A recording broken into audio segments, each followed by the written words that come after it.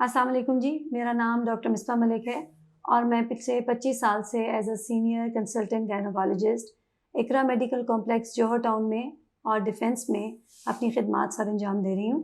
और जो भी रिस्पॉन्सिबिलिटीज़ एक गायनोकोलॉजिस्ट के ज़िम्मे में आती हैं, जिसमें लड़की की हर एज में ख़ातून की सेहत से रिलेटेड इश्यूज़, शादी से पहले बच्चियों के मसाइल, उनकी पीरियड्स की प्रॉब्लम्स, अगर सिस्ट हो जाए, अगर पेन हो जाए, hormonal imbalance, polycystic ovaries, weight gain और इस किस्म के दीगर मसले जो कि शादी से पहले बच्चों में हो सकते हैं, वो तमाम मसाइल शादी के बाद प्रेग्नेंट होने की सूरत में प्रेगनेंसी में केयर और 9 महीने प्रेगनेंसी में गुजरने के बाद उनकी delivery either with normal delivery और सिजेरियन सेक्शन, और इसके अलावा अदर गायनोकोलॉजिकल प्रॉब्लम जिसमें ब्लीडिंग के डिसऑर्डर हो जाना या यूट्रस में रिसोली हो जाना या ओवरीज में सिस्ट बन जाना, माहवारी बंद होने के बाद पीरियड्स होना जो कि बहुत ख़तरनाक चीज़ है, या उसमें कोई कैंसर नुमा कैफियत होना, इन तमाम चीज़ों को डील करना मेरी फील्ड का हिस्सा है।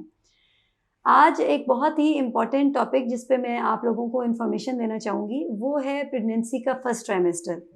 बेसिकली प्रेगनेंसी को 3 ट्राइमेस्टर में डिवाइड कर दिया गया है, फर्स्ट ट्राइमेस्टर, सेकंड ट्राइमेस्टर और थर्ड ट्राइमेस्टर।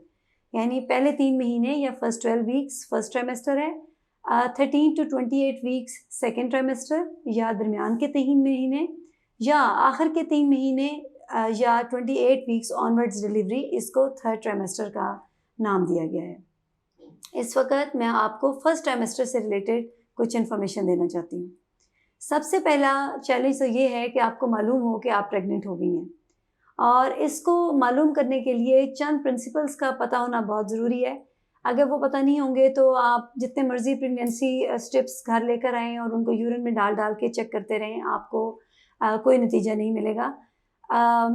सबसे पहला असूल ये है कि अगर आपको पीरियड्स रेगुलर आते हैं तो आपके पीरियड्स मिस होना बहुत ज़रूरी है। उससे पहले आप हर इंटरकोर्स के बाद अगले दिन प्रेगनेंसी टेस्ट कर रही हैं, या ज़रा सा दिल घबरा गया और नौजिया वॉमिटिंग हो गई है, तो सब घर वालों ने वो फ़िल्मों की तरह शोर डाल दिए, मुबारक है, अचार खाने को दिल कर है। उस पे अगर आप स्ट्रिप करेंगी, ये कोई तरीके नहीं है। सबसे पहली बात तो ये है कि अगर आपके पीरियड्स रेगुलर हैं, आपको पीरियड्स मिस हुए, 2-3 दिन वेट कीजिए, फिर भी नहीं होते तो प्रेगनेंसी टेस्ट कीजिए। प्रेग्नेंट होने की सूरत में उस पर 2 लाइन्स पॉजिटिव आएंगी। दूसरी बात, वो पेशेंट जिनके ऑलरेडी पीरियड्स इरेगुलर हैं, यानी नॉर्मल रूटीन में उनके पीरियड्स ऊपर नीचे हो जाते हैं, उनको भी ये समझ नहीं आएगी कि किस वक्त प्रेगनेंसी टेस्ट करने की सिग्निफिकेंस है। इसी तरह कभी कभी प्रेग्नेंट होने पर भी ब्लीडिंग हो जाती है, जिसको पेशेंट्स पीरियड समझते हैं और फिर वो प्रेगनेंसी टेस्ट नहीं करते। इस तमाम बात का खुलासा ये है कि you should better go to the gynaecologist to confirm your pregnancy. यही बेहतरीन तरीका है। अल्ट्रासाउंड भी कभी कभी प्रेगनेंसी नहीं बताएगा, स्पेशली अर्ली प्रेगनेंसी में। लिहाजा अपनी प्रेगनेंसी को कंफर्म करने के लिए आप डॉक्टर के पास जाएं। प्रेगनेंसी कंफर्म हो गई, फर्स्ट ट्राइमेस्टर शुरू हो गया। यूजुअल प्रॉब्लम होते हैं जी, नौजिया के, वॉमिटिंग के, मैदे के मसले, तेज़ाबियत के problem, constipation, irritability, psychological problems, भूख का ना लगना, नींद आना, बहुत ज़्यादा थके थके रहना, कमज़ोरी होना, ये यूजुअल प्रॉब्लम्स हैं प्रेगनेंसी की, जो कि पार्ट ऑफ द गेम है। ये कोई परेशानी की बात नहीं है। इसके लिए आपका गायनोकोलॉजिस्ट आपको दवाइयाँ देंगी जो कि प्रेगनेंसी में सेफ़ होंगी, और वो आप लें ताकि आप इन सिम्टम से निजात हासिल करें और अपनी प्रेगनेंसी को एंजॉय करें, और नौजिया वॉमिटिंग से निजात हासिल करने के बाद अच्छी डाइट लें ताकि आपकी और आपके बच्चे की सेहत बेहतर से बेहतरीन होती जाए। एक और चीज़ जो मैं यहाँ पर एम्फसाइज़ करना चाहूँगी कि एक जो बहुत ही कॉमन कॉन्सेप्ट है, जो कि मैंने अपने पेशेंट्स में, उनके रिलेटिव्स में, उनके बड़ों में देखा है, कि वो ये समझते हैं कि दवाई ना खाना बहुत बड़ी विज़डम है, बहुत बड़ी समझदारी है। मुझसे अक्सर आके पेशेंट कहते हैं जी हमें हेडेक होता रहा, लेकिन माशाल्लाह अल्हम्दुलिल्लाह मैंने कोई दवाई नहीं खाई। ये कोई समझदारी, कोई विज़डम नहीं है।